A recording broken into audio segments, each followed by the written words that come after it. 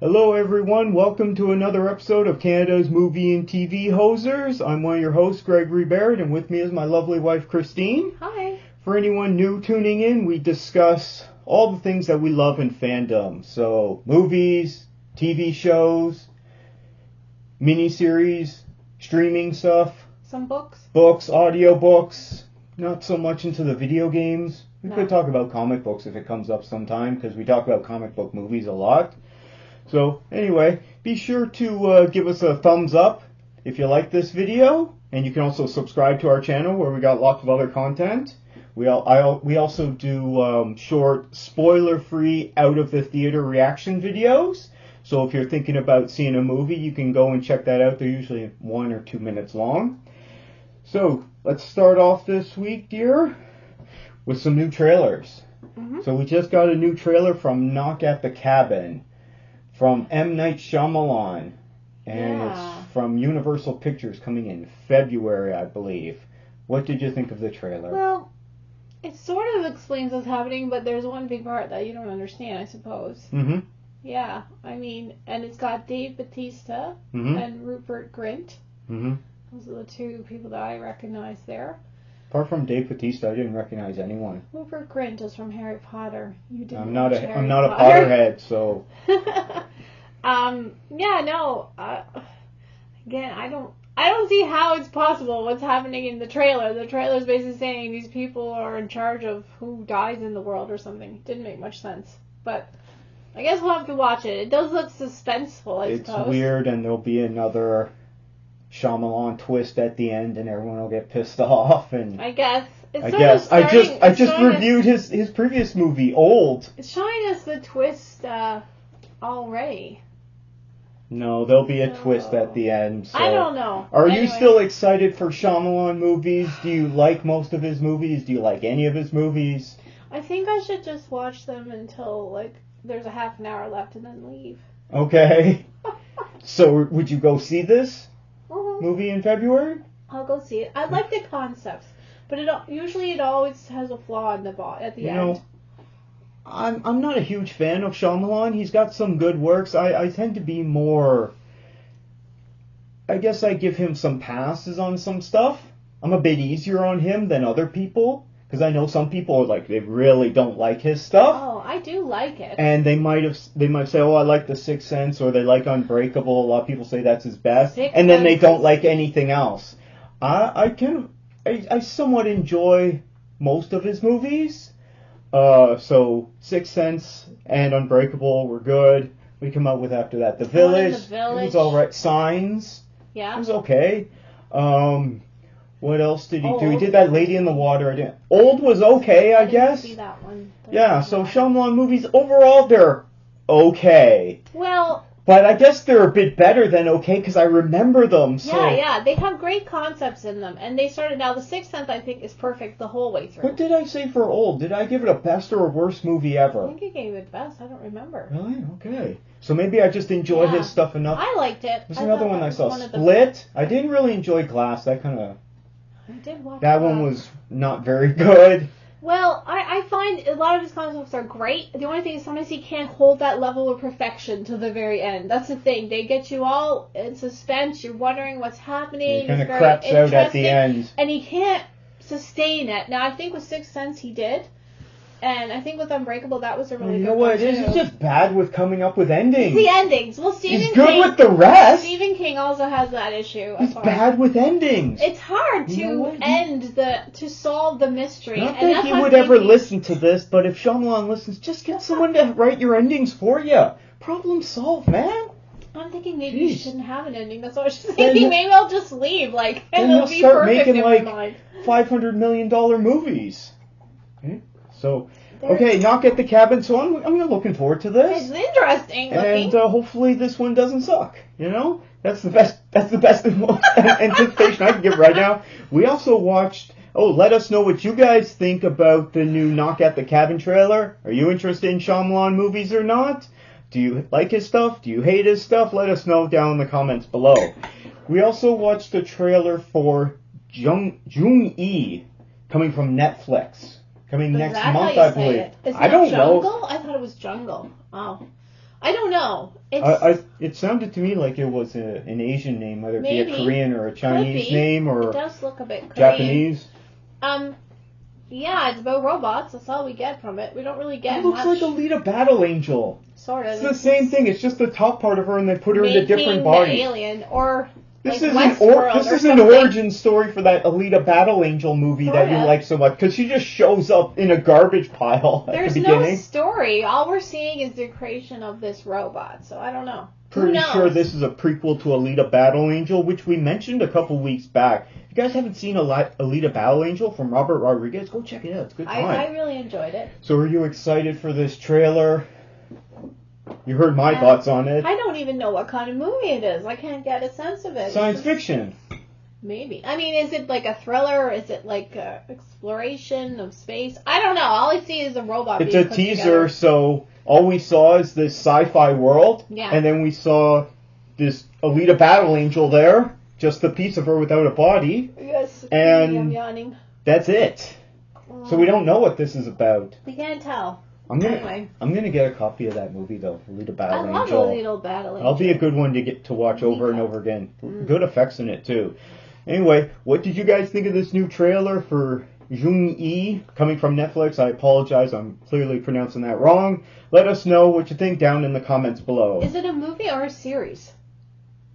That's my question. I don't know. Yeah. Okay. We have lots of questions But about that one. you're not looking forward to it. Well, Are you I'm going a to bit- watch it at this it point? looks kind of scary. I don't know.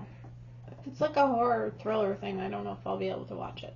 Let's see what we got here. It's robots, so Soo Young Kang. Oh, this could looks be Korean. Scary. It does look. It's a movie. Korean. It's an hour and 38. It's a movie. Hey, it's a It's short a movie. short movie. That's what you want Woo! for. So if this is a scary movie with, I might AI be gone able to wrong, you want it handle to it. be short. Yeah. That's good. There. I can handle Does that. that make you want to watch Yeah, it it does. Okay. A short movie. We just found out the short movie is coming to Netflix. Let us know what you guys think down in the comments I below. can handle that. I can handle that too. I'm sick of all these 3-hour-long Oh movies. my gosh. Well, Okay. this is Christmas Day today. Merry Christmas for those who are celebrating. Happy And holidays. Happy holidays. And last night, I had a lot of things to do, but I decided I was going to try to watch Avatar. Okay, you want to jump into that. All Okay. night. How long was it? I don't know. It took me all night to watch it. Oh. You kept getting interrupted. Well, I had to do things. Anyway, I ended up getting my apples, and I peeled them then for my apple dessert today, and I would stop and get something else done. It was basically the entire evening I started watching that movie. Because I had only seen it that one time in the theater. In so many years 2009? ago. Yeah. And I Pretty did... sure we watched it together I don't years think ago. so. Yeah. I don't You see probably just myself blacked watching it that for out. that long. I didn't remember a lot of it. I did remember the gist of it. Mm-hmm. But It's Dances with Smurfs. it's a lot. It's not my favorite movie. Put it that way. I wish I could have cut out a lot in the middle. Mm-hmm. Yeah. A lot of the flying and the exploring Just of a lot Pandora and just hanging War out Machine. on Pandora. I don't know, just the War Machine. It didn't need to be that long. I mean, it's interesting, but for me, I would have cut out. Did you hear that story recently that came out about how James Cameron fought with the studio over to put over more of that flying scenes and all that stuff into the movie? I didn't mind the flying scenes. Yeah, because he wanted more of it, but the studio wanted him to cut it out, and he didn't take any shit from them. I Okay, didn't you don't mind mess the with flying stuff. James Cameron there. He doesn't take crap from anyone. I don't like battles. I guess that's my problem. I don't like battles. No, that's So- not what they wanted cut out. Because Yeah. they wanted to make it shorter. Apparently, the theatrical version, according to Rotten Tomatoes, is 2 hours 35 minutes, which I remember being long back then. Now apparently that's short Now that's because short. everything is longer. I don't know. Whatever I watched last night on streaming, it seemed to be long. But yeah, I think we could have cut out a lot of stuff about that soldier guy and his machine he was riding in and stuff. You mean Jake? Jake Sully? No, the head soldier. The man. boss? Yeah. Okay, so the big bad, that was Stephen Lang The playing boss. Colonel. Yeah, the colonel guy. Anyway, I just think I would have cut it out. I like Titanic a lot better, or Terminator. They just call him Those Colonel. are better Plays movies. Colonel in my Myers. mind. I don't know why this Porridge. one made so much money. Oh, But, the reason why Avatar made so much money is because it came out at Christmas time, and all the other trilogies and that were coming out at Christmas time, those were all ended. So nothing came out at Christmas time to compete with it. Oh. But also, it didn't get knocked out of first place until like March. It was number one from when it came out in December until March because nothing came out, and so people just kept going back and rewatching it more and more, right. And also going back to seeing it in 3D. So you get 3D ticket price sales. I guess. And listen, when you're in the top 10, when your movie's in the top 10 for say 2 months, okay, that's amazing because right. It just keeps making money. We just talked about that recently with Violent Night. Was continuously in the top 5. Actually, we can talk about box office later for this past weekend. That it was in the top. It's been in the top 5 for so long, so it keeps making money. And the longer it stays in that, so imagine being number 1 for like almost 3 months. The number 1 right. movie at the box office that worldwide. Would help when people used to go to the That's movies. why it was the first $2 billion movie. Right. But I don't know. I think it could have been edited a bit. It had the same themes throughout the whole movie. It didn't have any new themes, I suppose. Once we saw the first like half an hour of it, there was nothing new, essentially. So I guess that was a thing. There wasn't any new concepts. It's themes of this movie's about the environment. Yeah, we get that, but I think that I don't know. To me, it's lacking something special.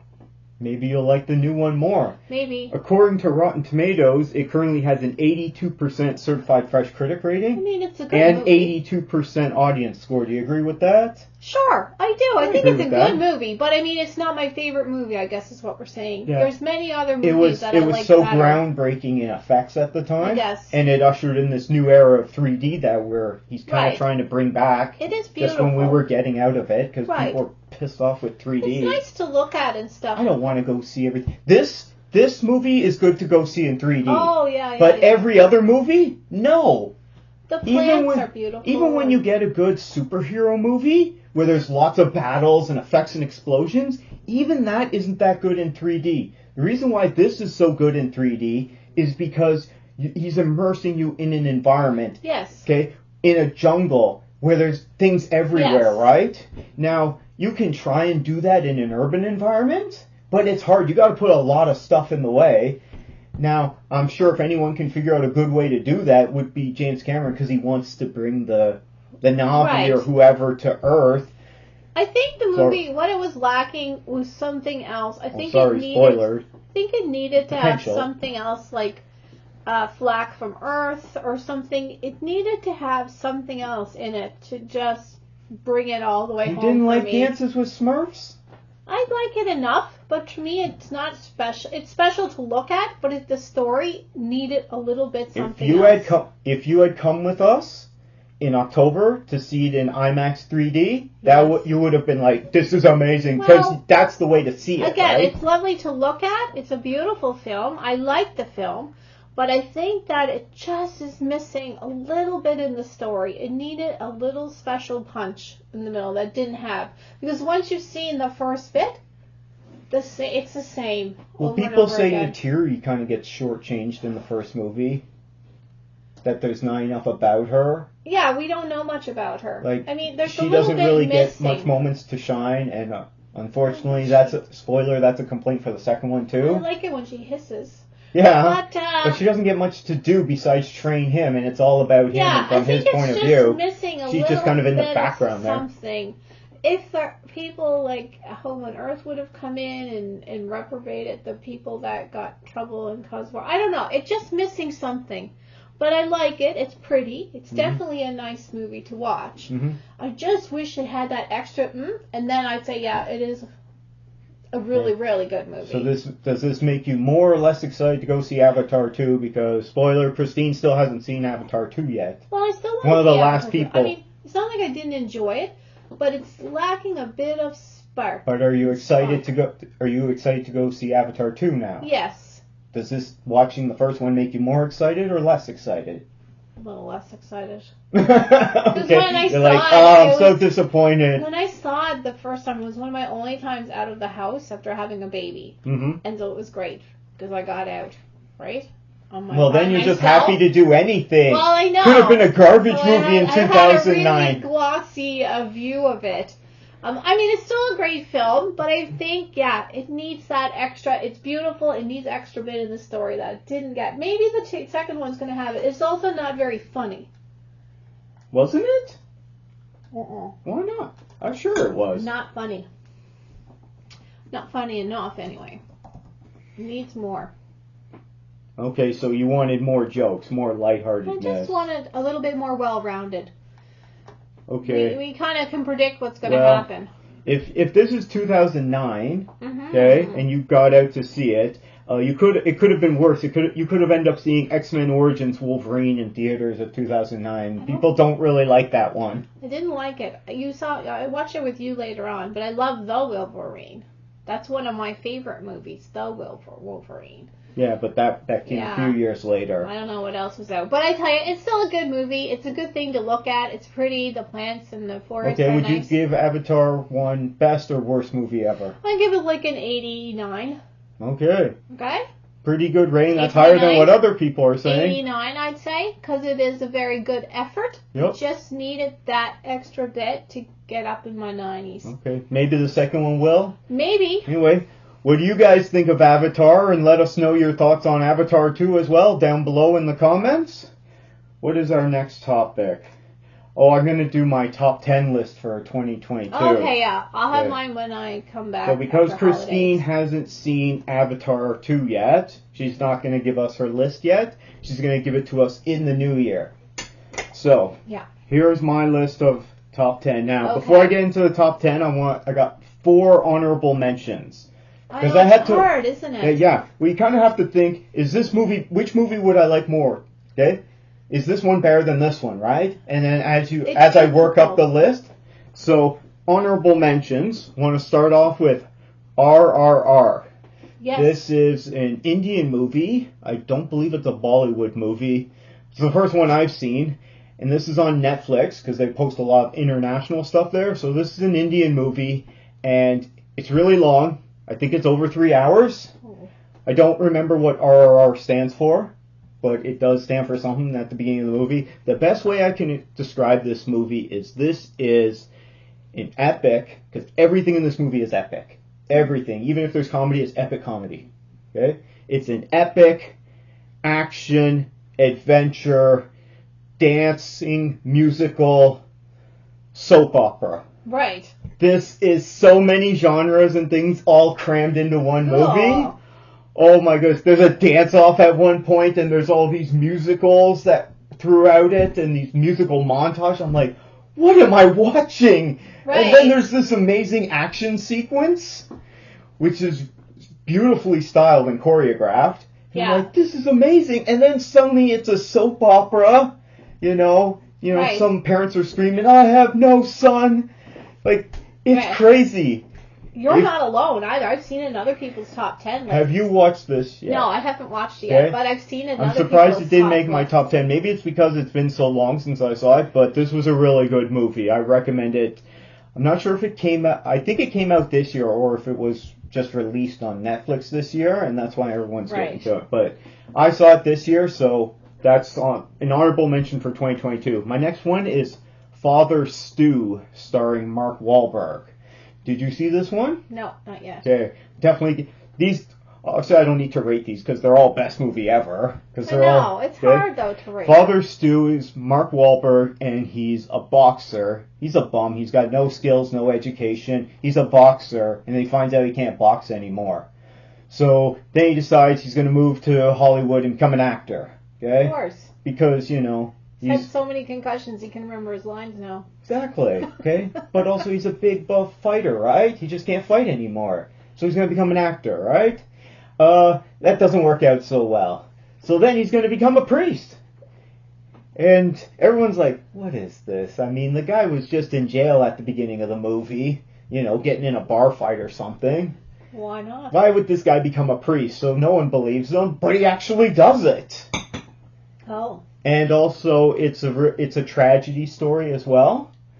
I think it's based on real events, but I don't know how true this is. Probably just the idea of some guy who was, a boxer and then became a priest later on in life. Okay, and then they just wrote the rest. Probably. I have no idea. It's definitely worth checking out. Fun movie, Thor: Love and Thunder, which I've got on physical media there. Do I have it here? Nope, don't have it here. But I showed it there. I got my 4K copy, and yeah, this is a fun, wacky movie. It's just a good time. We talked about it last episode. Yeah. Doctor Strange and the Multiverse of Madness. This was actually voted Best Movie of the Year by the People's Choice Awards. Maybe it's the only show they saw. It's not the best of the year. It was popular. It's and fun. It came out at the beginning of the year. It was a visual feast, I really enjoyed it. And it was a fun time. Yeah. Well, we got to see a lot more of Wong. We got to see Elizabeth Olsen as Scarlet Witch. She was really good in that.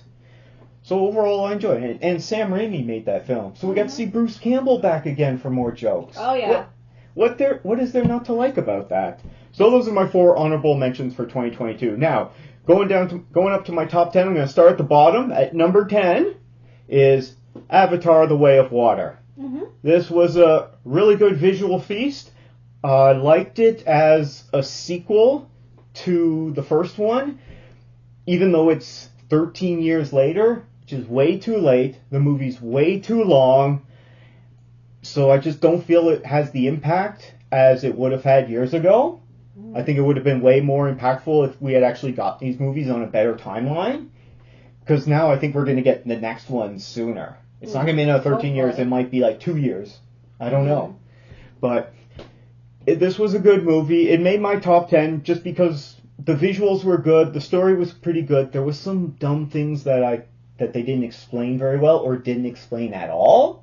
Like there's this thing that they reveal in the first 5-minute there's a big exposition dump at the beginning. So in the first 5 minutes, and they explain, this crazy thing happened, and we don't really talk about it. I'm like, what? Like, that's the thing you guys should talk about all the time, okay? Right. It would be the thing I would only talk about, be like, what the hell, It's crazy that they don't talk about it. Or I guess it's just, I don't know, like folklore, Okay, so that was my number 10. My number 9, which I had a fun time with, was Black Panther: Wakanda Forever. Mm-hmm. You enjoyed this one, too? I liked it a lot, yeah. I enjoyed it more than the first one, and they did a really good job dealing with the actor Chadwick Boseman's death and how it was addressed in this film. I think the cast and crew did an amazing job, and I understand, why they didn't recast. I mean, that would be really hard for everyone working on set to suddenly be like, now this guy's Black Panther T'Challa. I like the way they did Meanwhile, our friend is dead. Yeah. So you gotta feel that. I feel good that they didn't have to go through that. Anyway, this was a really good movie, and I really liked the introduction of Namor, although his wings looked really dumb. I still thought they were fish. They were wings. Looked so dumb. I thought they were little fish. I'm like, guys, you should have adapted that somehow better from the comic to the screen. That was my number 9. Number 8, I'm surprised how much I liked this one, was Glass Onion, a Knives Out story. Great. Starring Daniel Craig as Bennett Blanc. Okay? Yeah. He's really smart, but he seems like a bumbling idiot to me. Right. He really comes off to me as a bumbling idiot.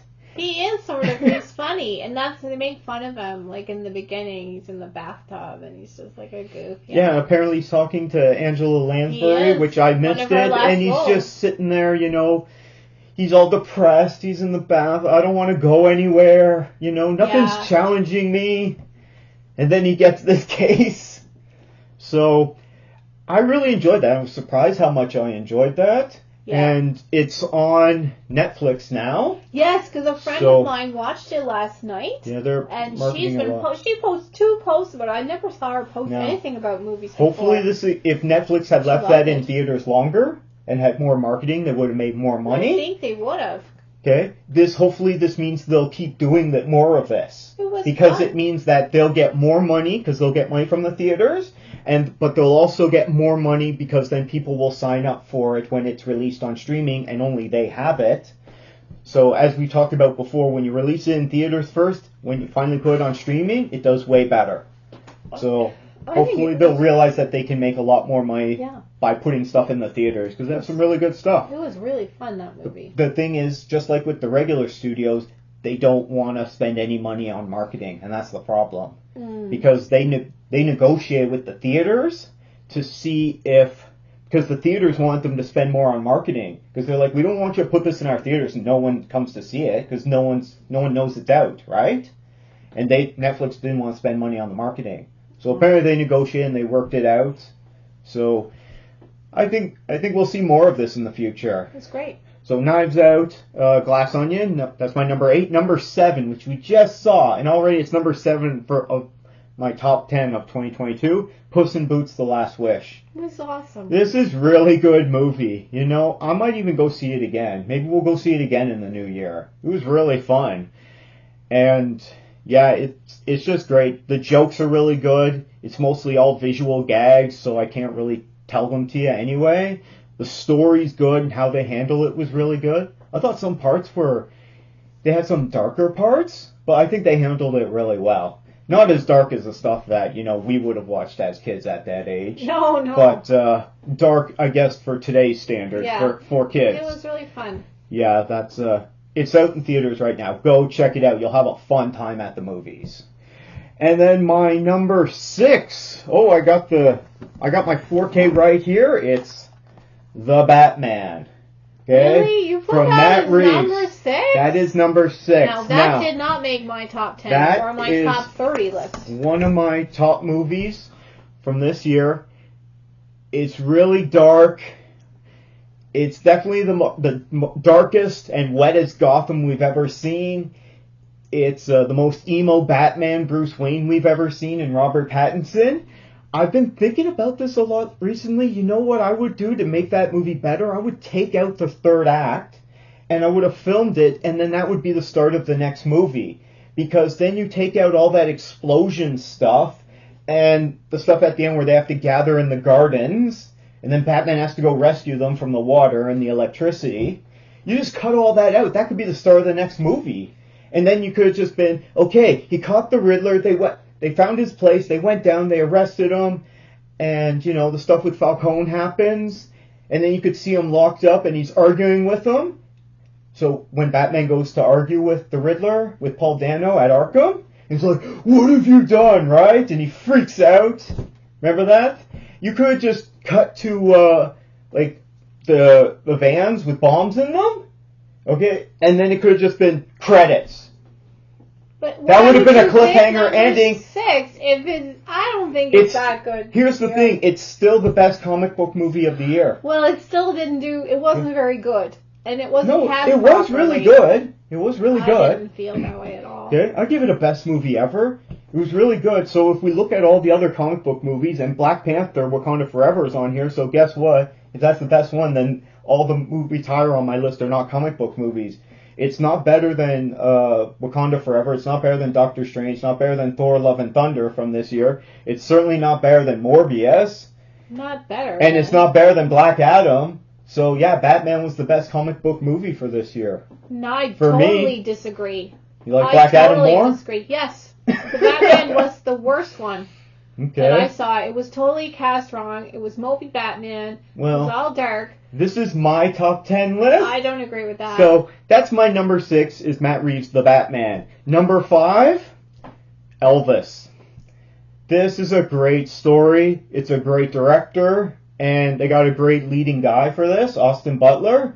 But this is a Baz Luhrmann film. Same guy who did Moulin Rouge. I love that film. And he also did The Great Gatsby. I love that film. Yeah, this guy knows how to make really spectacular movies. He's good at movies, yeah. Anyway, so Elvis, yeah, amazingly edited, because it's just fast-paced for a lot of it. It really makes you feel for the guy. When you think about it, though, it's the age-old rock and roll story. It's the complete cliche. They get into it, they get heights of power and stardom, and then what happens? Tragedy in the end. Okay, all these biopics do the same, except for the Elton John one. The first. Because Freddie Mercury, Bohemian Rhapsody, he's dead. The Doors there. Val Kilmer playing Jim Well, Morrison. the rest of the doors aren't. Okay, aren't Whitney Houston, which I just saw that and I did an out of theater review, but we'll talk about it later if we have time. Elvis was the precautionary tale. Obviously, no one looked Elvis or Jim Morrison. These people came out later. Yeah, that's a good movie. Elvis was definitely in my top 5. I considered putting it higher, but so far, and look, I got my 4K copy right here. There you go. So I've already watched it. It's awesome. Now, my next one, my number 4 is Everything Everywhere All at Once. Great. Which a lot of people are saying is their number 1. It's amazing, but it's not my number 1. But this movie, if you haven't checked it out, it's amazing. It's a story about Michelle Yeoh. It's about a mother and her daughter. And her husband. Her husband is kind of a secondary character. I mean, what's his name? Ti-Kwai Kwan. And he's up for he's up for best actor. He's already won a few awards for best supporting actor. And even recently Harrison Ford was in the news. They were interviewing him and they asked him and he's like, yeah, because they did a thing online where the two of them met up backstage and they posted a photo of them. Oh, yeah. And they were hugging. And Harrison Ford said, yeah, he should absolutely get that award. So, yeah, I can't sell this movie enough. It was great. One of the best movies of the year. But something that was even more fun for me at number 3 was Bullet Train. Now, I just found Bullet Train fun, but it wasn't as meaningful as Everything Everywhere All at Once. Yeah, this didn't touch my heart. Okay? Like, this wasn't emotional or anything, but Bullet Train is just, it's a funny story, it's wacky, it's hilarious, you're on a fun adventure with Brad Pitt, and all these people keep popping up, some big stars, some not as big stars, but they just keep popping up in places kind of unexpectedly, and unless you memorize the cast listing before going in, you're going to be like, oh my god, like, well, it's already out now, but you're like, suddenly, oh my god, Zazie Beetz is in this, you know, or Michael Shannon is in this? Yes, I thought this was just a Brad Pitt movie, right? There's all kinds of people in it. Yeah, and they're all really good, and this was really fun, so that's why that is my number 3 film. Okay, because I just had such a fun time with it, and I'll watch it over and over again because it's fun and fast paced. It just goes right by. That's why I'll watch it again and again. My number 2 film is a streaming film, so I can't buy it on physical media. Is Prey. Mm-hmm. You watched this with me? Yeah. So Prey is spoiler. It's a new Predator movie, and it's a movie about a girl and her dog. That's it, and it's great. It's so good. This is probably the best Predator movie now, for me. I think it's the best Predator movie. This definitely surpasses number 1 with Arnold for me. It's a good movie. Which I watched not too long ago with... I think it's away from the other... It's not similar to the other ones, that's why. Yeah, it's not in the modern era. It's in like the 1800s or something. I'd say it's probably 17. Yeah, it might be, yeah, because of the guns and everything. Could be 1700s. Settlers first arrived. So this is not using modern technology, and you got a Predator, and it's amazing. There's a reason why the actress who stars in this, I think her name is Amber... Oh, I've forgotten her last name. But it was a good movie. It was nice. I'll look it up another time. Moon Thunder or something? I'm not sure. I can't remember her name. I apologize. I'll look it up sometime. Prey was really good. It was definitely amazing. I gave it a best movie ever. I've watched it a couple of times already this year. That's how good it is. Check out Prey. So that's number 2. And number 1 for me, I was actually rewatching it today. Didn't make it all the way through yet, but I will. Is All Quiet on the Western Front, which is a German film, and it's on Netflix now. It's a war movie, obviously, based on the classic, okay?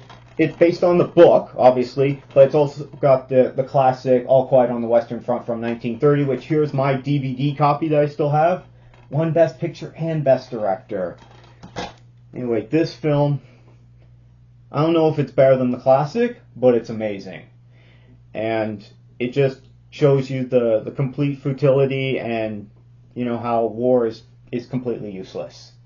And, you know, loss of life and everything. It follows these 4 guys who join for the German military, and they're so excited for it, even though it's 1917.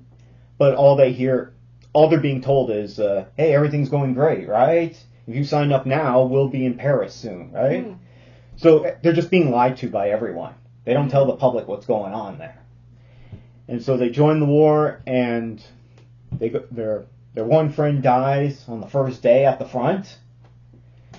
And so as soon as they get there, they arrive. It's a nightmare, right? They weren't expecting that at all. Yeah. Because one guy's 17. He had to lie to get in.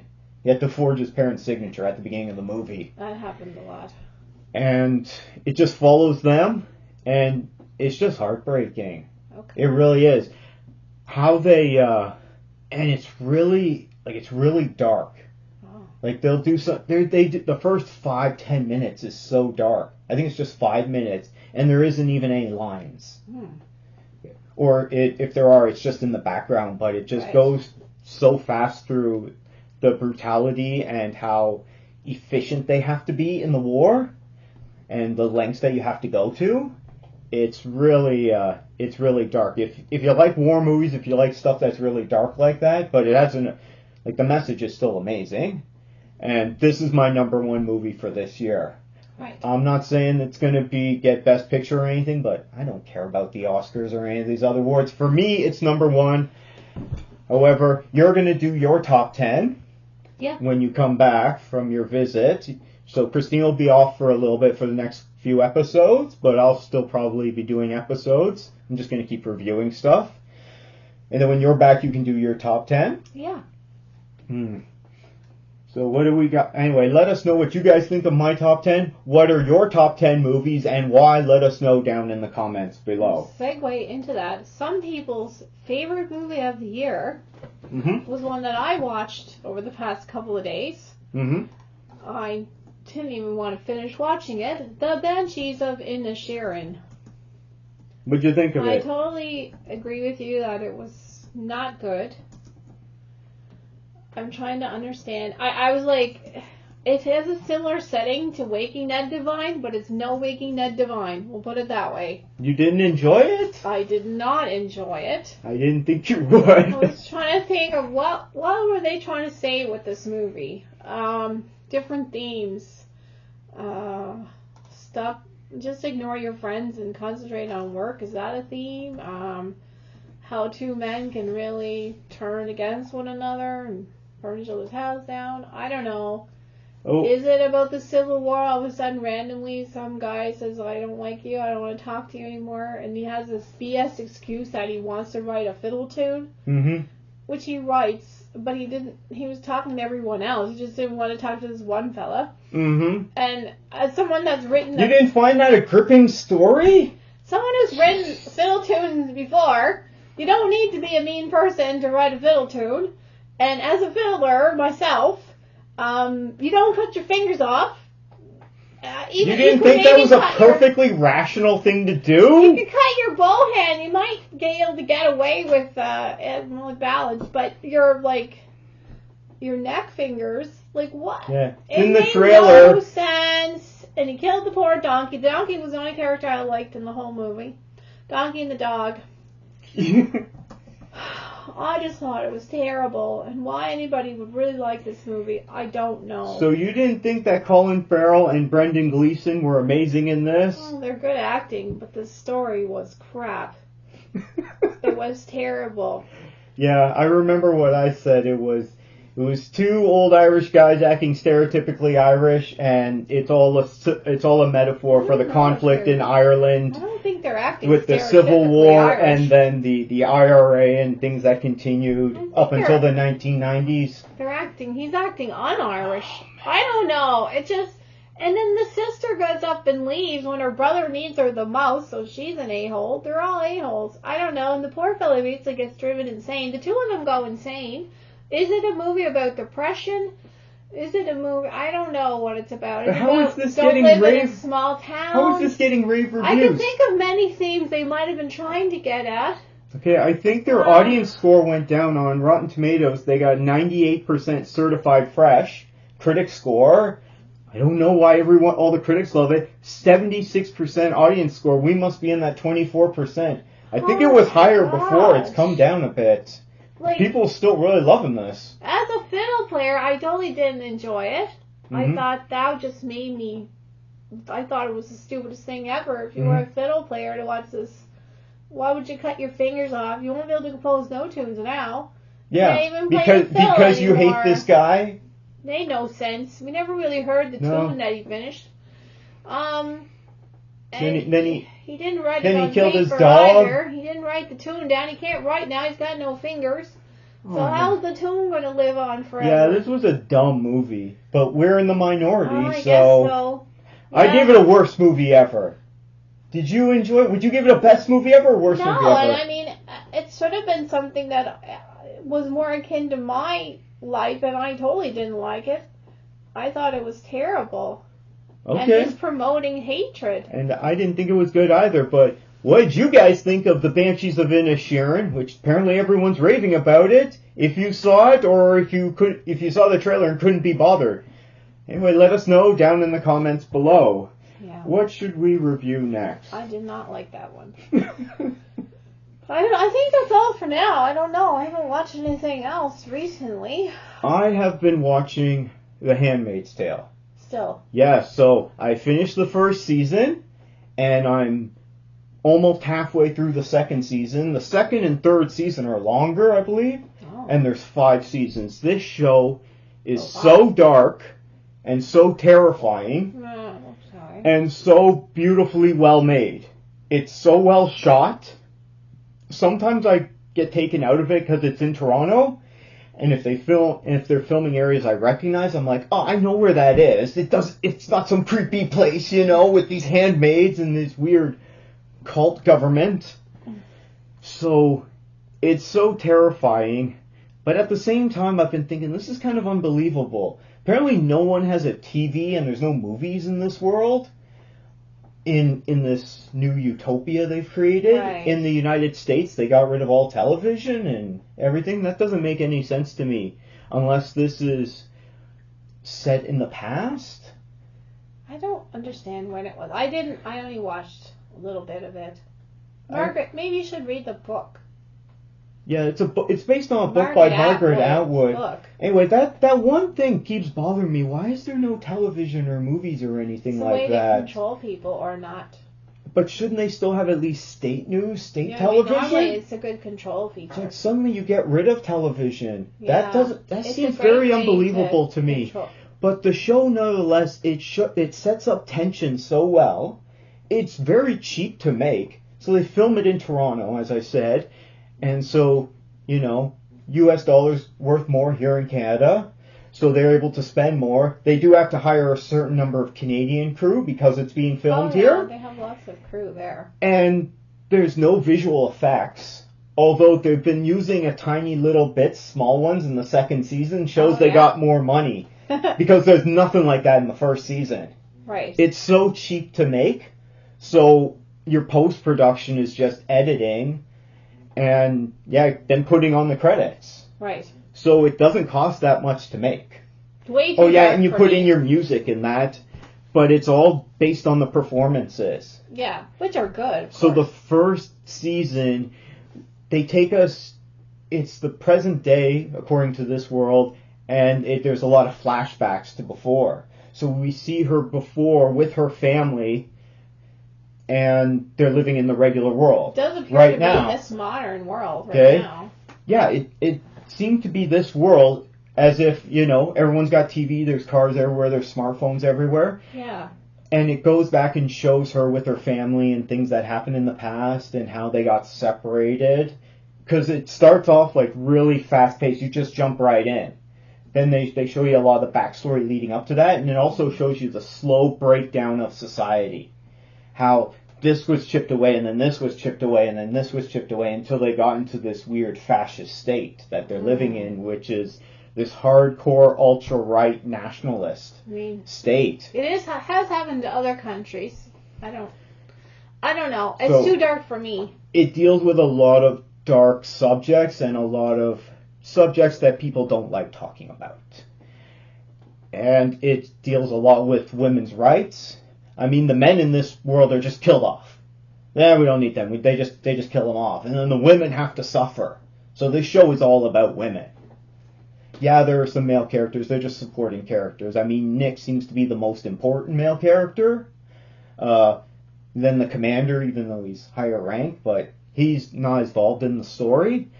So the first season, it introduces you to this world slowly, and you keep learning more about it, and how it's this religious society where women have no rights, and the best you can be is one of the commander's wives. Mm. That's the best, and then they have their handmaids, and then there's their maids, like their Marthas above them. They're even lower ranked. It's a dystopian world where women can't have children, is the premise of this. Why? Did they explain why they can't have the children? No, they haven't explained that yet. Still? No. And also they haven't explained why they wouldn't use medical ways of having more children. Like in vitro or something. Yeah, exactly, right? So if women can't have children, this has caused this major problem in the world, and every country has handled it differently. And the way it sounds is if there was a civil war in the U.S., and now they're living in this ultra-right, ultra-nationalist country called Gilead. I was trying to understand this is what America has become. First couple episodes, why can't certain women have children? Anyway, maybe it'll come out. Have you finished the show now? No, there's 5 seasons. I'm still trying to get... I'm not even halfway through season 2 yet. Oh, it's hard to get through these because... I know, I didn't look. It's hard. It seems heavy. It's not a show you can just... For me, that I can just binge watch and go, okay, I'm going to watch 3 or 4 hours of this today. Too much. It's tough. Yeah. But it's dark and terrifying. And, yeah, if you want to see some really hardcore, scary things, I don't think this is going to happen. But this is saying, what if it got to this extreme? Right. This kind of stuff has happened in other places. And if this did happen in the future, if suddenly women couldn't have children, would this change society into this? We don't know. I think it would make it's kind of science fiction because it's dystopian future, but this is an amazing show. I can rank the first season as best series ever. Yeah. Apparently, according to the ratings on Rotten Tomatoes, the first season is the best. I'm still enjoying season 2. Okay. So I'll reserve judgment on that. Okay. Did you have anything else you wanted to review? No, there's nothing else I've been watching. What else can I review? I talked about the stuff that I have coming out. I've been watching. I'm getting the Food Channel right now, so I'm watching Old Buddy versus Stuff. I got some new physical media I'm going to be watching. I got Aquaman on 4K. I'm going to check that out. The only $1 billion DC movie to date. I got Shazam, the first one there, which is a super fun movie. I'm going to enjoy that. And I got Birds of Prey and the Fantabulous Emancipation of One Harley Quinn. I haven't seen that one. Which is a ridiculous title. That's the one where she keeps... I haven't seen it. Hitting guys in the balls. Don't tell me. I haven't seen it. She hits guys in the balls a lot. It's great. It's hilarious. I haven't seen that one. Some people really like it. Some people really hate it. I thought it was fun. Okay. I enjoyed it, but the Birds of Prey... Shouldn't have had Birds of Prey in the title. Should have just been the Fantabulous Emancipation of One Harley Quinn, and then you could put featuring Birds of Prey. Okay. You're burying your lead. Yeah, I know. People want to see Harley Quinn. No one gives a damn about the Birds of Prey. Yeah. I know. I thought that was a good They wanted to give it a wacky long title. Okay. But they buried the lead. Hard to search for it if you're searching. When you're coming out with a Harley Quinn movie, name it a Harley Quinn movie. I know. It's not like we're coming out with the Aquaman movie. We don't call it Black Manta and his arch nemesis Aquaman. Like, jeez. I don't know. Anyway, you can give that's a criticism on that. But I guess a good one. Is that everything? I'm going to be watching those. I do have another one to review. You do? Yeah, so very quickly, I watched Emily the Criminal on Netflix. It's from Roadside Attractions Vertical Entertainment. It sounds like a very small budget movie. Apparently it came out in the summer. I didn't hear about it. I don't even know if it was playing here. No, probably So not. I checked it out. It starred, who was in it there? The girl from Aubrey Plaza, I believe. Are you saying that was the movie Aubrey Plaza, or the girl's name is Aubrey No, Plaza? her name is Aubrey like a Plaza. mall. Emily the Charisma. Aubrey Plaza. Yeah, I'm right. Oh, I never heard of her. She was in that Mike and Dave Need Wedding Dates. I never saw that one. No, we watched that Did we? together with Zac Efron and okay, yeah. Adam Devine. Yeah. And they're these two immature guys, but they have to get Right. wedding dates, so they get these women, and they're Okay. totally scamming them, She's and they're one of the girls? Okay. they're all just the worst to each other, and it's Yeah. hilarious. She's one of the girls. Anyway, she was great in that. She was great in Emily the Criminal, which has a 94% certified fresh reading and 79% audience score. I found it really good. It's kind of, once again, it's taking a thing from modern society and taking it to the extreme. Right. So it's a young woman who has massive student loan debt. Yes. And unfortunately has a criminal record. Okay. So therefore, like dumb stuff from college or before that. And she can't get rid of that, and therefore she can't get a job. So she's building up interest every month on her loans. Right. And she's struggling to make rent and everything and just earn a living. So then it goes to the point, well, she becomes a criminal. She meets this guy, and he teaches her how to do what he does, which is run these scams. And so she does that too. Right. It was pretty good. Yeah. It's not an action-heavy movie. No. It's more just about her. It's short. It's only an hour and 37. So that was one of the reasons why I sat down to watch it. Because it was recommended to me. Apparently it came out not too long ago. Came out just this summer in theaters, August. That was around the same time that Bullet Train came out, but didn't come to our theater. We didn't get anything like that. So I saw a big long list of movies, and we didn't get most of them. I haven't seen most of them this year. Much of August, September, and October here were just the same things posted for weeks. We didn't get many. So yes, it wasn't released here. Right. But I tell you a series that is a similar vein, Inventing Anna. Mm-hmm. That is an awesome series. You should What's watch it on? that. I think it's on Netflix. It has the girl from Ozark in it. Which one? The blonde girl, the one. The mom? No, his daughter? No, the girl that what's her name that was in the trailer. She's awesome in it. Ruth. She's the star of it, and it's a true story. What's this called? Inventing Anna. I totally recommend that. You watch it and we can do a review on Inventing Anna from this year. It's really good. It's the best. I'd say the best. It's got a 64% critic rating, 35% really audience score. I don't agree with that. I thought it was really good. Yeah, and it's a true story. Maybe people don't like her because it's a true No, thing. it doesn't. This stars Julia Garner. It has the lady from Ozark. Okay. I believe is who's in it. Okay, I don't see her here, but I'll check. Is she in a minor role?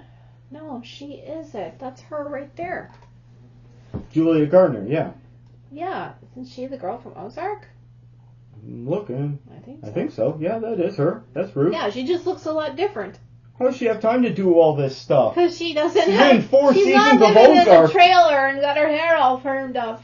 And wearing her Target clothes. Well, I didn't know it was her from Ozark. You don't know, and I didn't realize it was her I think when either. this came out, or was released probably earlier in the year. I watched this first, and then I watched Ozark. We hadn't watched Ozark by I didn't then. realize it was her, though. Because I recommended we watch Ozark, and I bet this came out before or around the same time we missed it. A weird accent, and the accent is actually the same accent that girl actually has.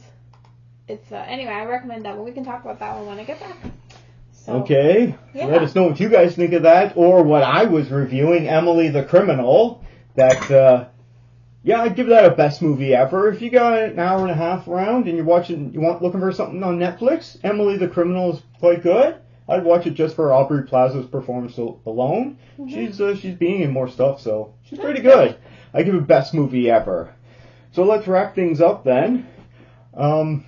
anyway, thank you anyone who checked out our show. Give us a like and be sure to subscribe to our channel for more content. You can reach the show using our email, CanadaMovieTVHosers@gmail.com. I'll put that up on the screen and in the description down below. You can also follow us on Twitter @CanadaHosers, and that's for the show. Or you can follow me on Twitter @StJohn'sCritic. I'll put those up on the screen and in the comments down below. Other than that, I would just say, let's wrap it up. Merry Christmas, Happy everyone. holidays. Happy holidays. Take care. Bye.